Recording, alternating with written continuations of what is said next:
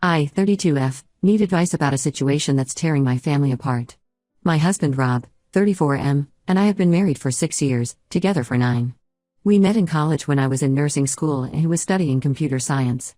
Rob has always been the stable, responsible type, got a good job in tech right after graduation, saved money, and planned for the future. I work as a nurse practitioner at the local hospital. We bought our dream house 3 years ago, a beautiful 4-bedroom place in a nice neighborhood that we worked hard to afford. The problem is Rob's older brother Mike, 35M. To understand the situation, you need some background. Mike has always been the troubled one in the family. Their parents gave both boys the same opportunities, but while Rob excelled in school and sports, Mike struggled. He dropped out of 3 different colleges, lived in their parents' basement until 30, and never held a job longer than a year. Their parents enabled him by always making excuses. He's sensitive, he's creative, he just needs time to find his path. I first met Mike at a family dinner when Rob and I started dating. He spent the whole evening making subtle digs at Rob and trying to one-up him. When Rob announced our engagement, Mike got drunk and gave a rambling speech about how I was only with Rob for his money. I actually made more than Rob at the time. Rob's parents quickly hushed it up and said Mike was just emotional about his brother getting married.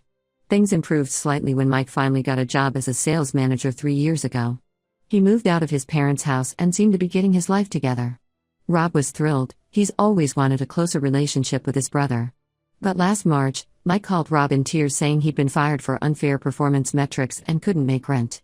Without consulting me, Rob offered to let Mike stay with us temporarily. When Rob told me later that night, I was hesitant. I'd seen how Mike took advantage of his parents' generosity, but Rob was so excited about helping his brother that I agreed. We set some ground rules. Mike would actively job hunt, help with household chores, and contribute to groceries once he got unemployment benefits. He agreed to everything. The first month wasn't terrible. Mike seemed genuinely motivated, spent mornings applying for jobs, and even cooked dinner a few times. He was respectful of our space and kept his temporary room tidy. Rob was happy having his brother around, and I started thinking maybe Mike had finally matured. But by month 2, things started changing. Mike stopped cleaning up after himself, claiming he was too depressed about unemployment to do chores. He started staying up until 4 a.m. playing video games, then sleeping all day. The few times I mentioned the noise keeping me up before early hospital shifts, he'd say I was being oversensitive. Month 3 is when I noticed money disappearing from our shared grocery fund. Mike had promised to contribute $200 monthly from his unemployment benefits, but he always had excuses. The payment was delayed, he had to pay his phone bill, he needed new clothes for interviews. Meanwhile, I'd find receipts from gaming stores and expensive takeout orders. By month 4, Mike had completely taken over our guest room and home office. His stuff was everywhere: dirty laundry, empty energy drink cans, gaming equipment he'd bought with borrowed money from Rob. When I tried talking to Rob about it, he'd get defensive. He's really struggling with his mental health, or he just needs more time to get back on his feet. The job situation got ridiculous. Mike would find problems with every opportunity. One company offered him $75,000 in sales. He said it was insulting given his experience. Another had a 30-minute commute, too far. A startup wanted him to do cold calls, beneath his skills. Rob kept believing his excuses and even gave him money for interview clothes and networking events. Later I found PayPal charges to online gambling sites and gaming platforms. Things got really bad around month 6. Mike started making snide comments when Rob wasn't around, saying I was lucky Rob couldn't see what a gold digger I was, or asking if I was satisfied with just Rob. Gross. When I told Rob, Mike would act confused and say I was misinterpreting his jokes. He started going through our things when we were at work, claiming he was looking for a phone charger or borrowed a shirt for an interview. The situation exploded last month. I had just finished a brutal 12-hour night shift dealing with multiple traumas. All I wanted was sleep, but I came home to disaster. Mike had thrown a huge party while we were at work. There were beer bottles everywhere, cigarette burns on our $3,000 couch, and someone had vomited on our kitchen floor. 2 strangers were passed out in our living room. When I confronted Mike, he got aggressive. He claimed Rob had given permission, he hadn't, and said I was being a controlling bitch for getting upset. I called Rob at work, and Mike started recording on his phone, only catching my angry reaction but not what led to it.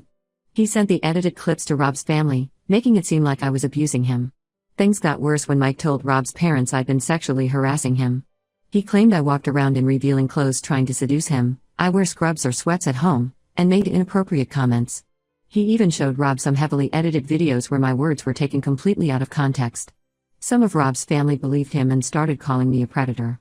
The truth finally came out when our security cameras caught Mike bringing random people into our house and going through our bedroom while we were at work.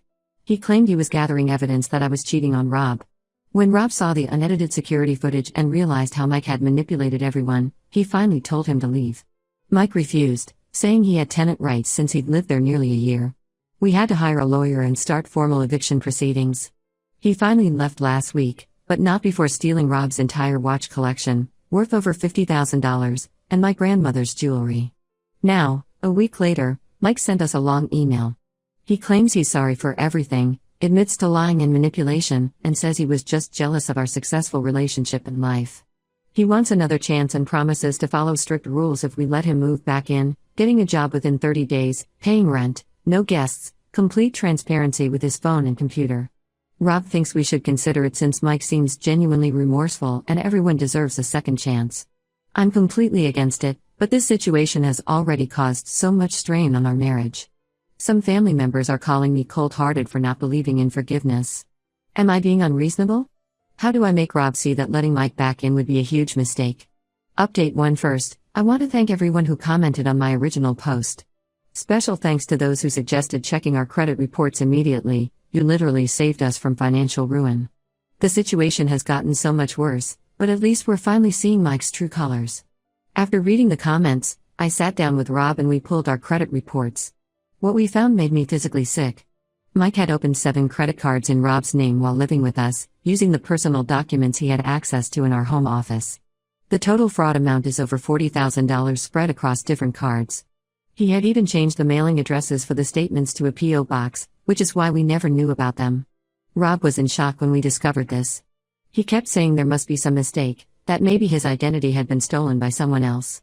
I gently pointed out that the cards were opened while Mike lived with us and had access to everything. The spending patterns matched perfectly: online gambling sites, gaming purchases, expensive electronics that mysteriously appeared in Mike's room, and cash advances from casinos. When we confronted Mike over the phone, he initially denied everything. Then he tried to claim Rob had given him permission to open one emergency card. Absolutely not true. Finally, when we told him we were going to the police, he broke down crying and admitted everything. Apparently, he has a severe gambling addiction that started even before he lost his job. He claimed he was going to win big and pay everything back before we found out. Rob wanted to handle it within the family and suggested setting up a repayment plan. I put my foot down and insisted we file a police report. This isn't just about money, it's identity theft and fraud. While we were at the police station, the detective asked if we'd spoken to other family members about checking their credit too. That's when things got even worse. We called Rob's parents to warn them, but they initially dismissed our concerns. His mom said we were being dramatic and should work things out privately. The detective helped them pull their credit reports right there on speakerphone. The silence when they saw their reports was devastating. Mike had stolen their identities too, opening multiple credit cards and taking out personal loans in their names. Their total losses are around $125,000, most of their retirement savings. The investigation revealed Mike had been doing this for months before moving in with us. He'd been stealing mail from family members, photographing documents, and building up credit lines slowly so no one would notice. The detective said it was one of the most systematic family fraud cases she'd seen. Rob's parents, who initially blamed me for forcing them to investigate Mike, are now completely broken. They had to meet with financial advisors who told them they'll likely have to sell their house to pay off the fraudulent debt. His mom finally admitted that Mike had similar issues in college. He stole his roommates' credit cards and they had to pay everyone back to avoid him getting arrested. They kept it quiet and believed him when he promised to change. The investigation uncovered even more victims. Remember the ex-girlfriend I mentioned who let Mike stay with her after he left our house? He convinced her to empty her savings account, $28,000, for a guaranteed investment opportunity in some crypto scheme. She filed her own police report when she realized the money was gone. Mike disappeared 3 days ago when he learned how many people were filing police reports. He's not answering calls and his phone is off. The police say this is common with fraud suspects and they're monitoring his known locations. They found evidence that he'd been planning this for years, keeping detailed notes about family members' routines and when they received important mail. Rob is completely devastated. He hasn't slept properly in days and keeps blaming himself for enabling Mike all these years. His parents finally told us about all the times they covered up Mike's stealing and lying. In high school he stole from teachers, in college he scammed classmates, and at his first job he was fired for stealing company credit cards. They always believed his promises to change and paid people off to avoid charges being filed. The district attorney is building a case against Mike. They found evidence of identity theft and fraud going back at least 5 years, with possibly dozens of victims. Between family members, his ex-girlfriend, and others they've identified so far, the total amount stolen is over $200,000. The detective says he's looking at serious prison time given the scale of the fraud. Some extended family members are still defending Mike, saying he needs rehab, not prison. But even Rob's parents, who enabled him for so long, agree he needs to face consequences this time. They're working with victim services to figure out how to rebuild their retirement fund. Rob and I are working with identity theft specialists to clean up our credit. Thankfully, most of the card companies are removing the fraudulent charges since we filed police reports. We've had to change all our accounts, get new credit cards, and set up extensive monitoring. The stress of all this has been intense, but at least Rob and I are united now in dealing with it. I'll update again when there are new developments. The police think they're close to locating Mike, and more victims are coming forward every day as the investigation continues. Thank you all for your support and especially for pushing us to check those credit reports before things got even worse. Update 2: things have taken an even darker turn since my last update. Mike was finally arrested last week trying to cross into Canada at a remote border crossing in Montana. He had multiple fake IDs, burner phones, and almost $15,000 in cash. The Border Patrol agent who caught him said he was using our father-in-law's identity but didn't look anything like the photo. During the arrest, they found 3 notebooks in his car detailing all his scams. The most disturbing part was his future plans section, which included a detailed strategy for moving back in with us. He had already created fake documents in my name and was planning to take out mortgages and loans once he regained our trust. The police said the level of planning showed this wasn't just opportunistic theft, it was calculated, long-term fraud. At his bail hearing, we learned the real reason he lost his sales job. He hadn't been fired for poor performance like he claimed. The police found emails showing he had embezzled over $80,000 from client accounts over 2 years. His company discovered it but agreed not to press charges if he repaid everything and resigned quietly. Instead of repaying them, he used that time to delete evidence and transfer the money to offshore accounts.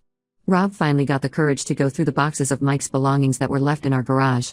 What we found was chilling. Mike had kept detailed journals for years, and his hatred for me was evident on every page. He blamed me for stealing Rob and destroying his perfect life. According to his writings, before I came along, Rob would have let him live with them indefinitely and given him access to all his money. The journals revealed he'd been planning to break up our marriage from the day he moved in.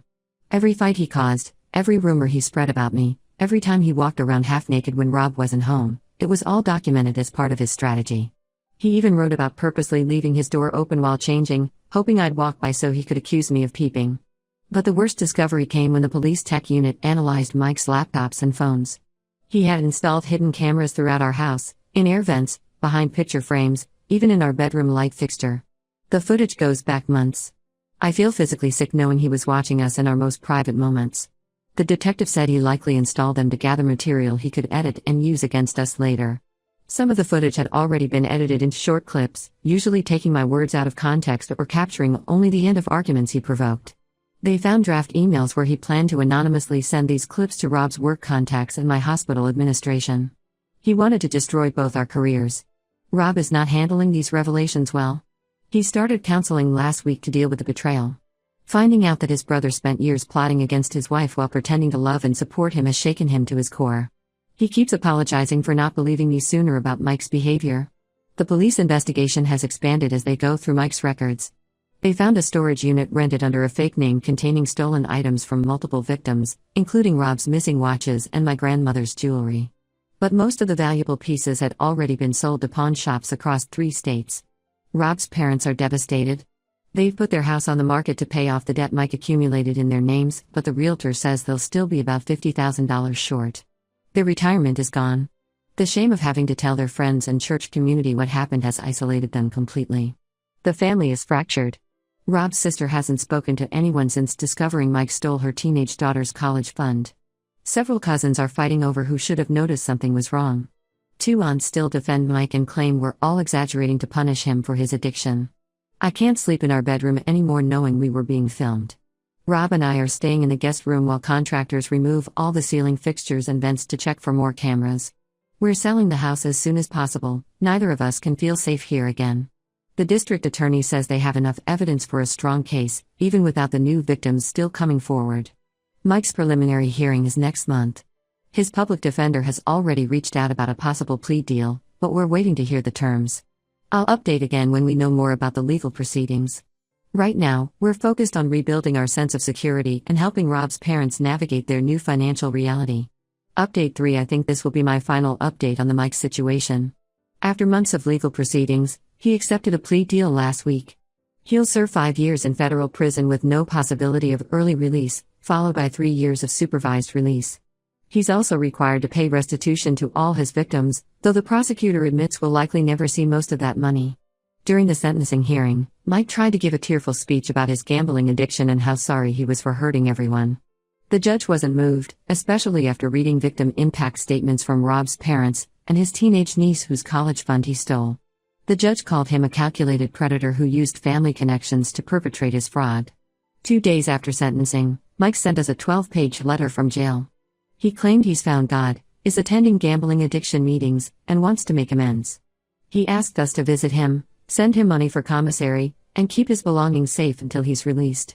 The most disturbing part was his suggestion that we should start saving money now so we can help him get back on his feet in 5 years. Rob returned the letter unopened with "Do not contact" written across it. We've moved to a new house in a different neighborhood and changed everything: phone numbers, email addresses, social media accounts. Our lawyer helped us legally change my social security number after discovering Mike had already started using it for new credit applications from jail. Rob is considering changing his too. Rob's parents had to declare bankruptcy and sell their house of 40 years. They now live in a small 1-bedroom apartment and both had to take part-time jobs to supplement their social security. The shame of losing their retirement and having their son in federal prison has isolated them from their church community. They're seeing a therapist to deal with the trauma of having enabled Mike's behavior for so many years. Mike's ex-girlfriend, Sarah, started a support group for his victims after discovering how many people he'd scammed. They've identified at least 22 victims now, with total losses approaching $400,000. Many were family friends or distant relatives who trusted him because of his connection to Rob's family. Sarah's group has been helping them file victim impact statements and navigate the identity theft recovery process. Some extended family members are still pushing us to forgive and forget. Rob's aunt sent us a long email about how prison won't help him and we should pay for private rehab instead. We blocked her number after she threatened to bring Mike's story to the local news to expose our cruelty. She doesn't know that 3 journalists have already contacted us about covering the story, but we've declined. The strain nearly broke our marriage, but Rob and I have come out stronger. Marriage counseling helped us process the betrayal and rebuild trust. Rob still has occasional nightmares about the hidden cameras, but he's working through it in therapy. The biggest test of our healing came last month when we found out I'm pregnant. Instead of joy, Rob's first reaction was fear that Mike would somehow hurt our child. But after processing it with his therapist, he's excited about becoming a father. We've gone completely no contact with Mike and anyone who still supports him. Rob's sister has done the same after discovering Mike had also stolen her identity to take out student loans. The family is permanently fractured, but those of us who've cut ties are slowly healing. Sometimes Rob still struggles with guilt, wondering if he could have prevented this by not enabling Mike's behavior for so long. But we both know maintaining contact would only give Mike more opportunities to hurt us and our future child. We're focusing on building a new life without the shadow of Mike's manipulation hanging over us.